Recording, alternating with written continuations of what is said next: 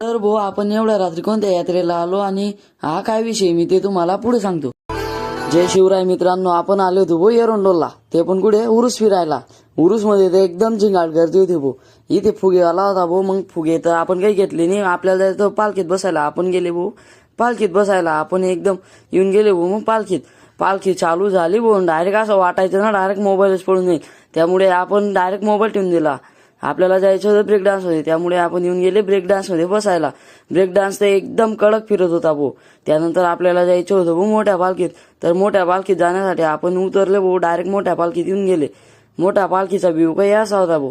मोठ्या पालखीमध्ये बसून आपल्याला डायरेक्ट एकदम असं वाटत होतं की डायरेक्ट खाली पडून जाईल. तर आता पालखी झालेली होती भाऊ चालू.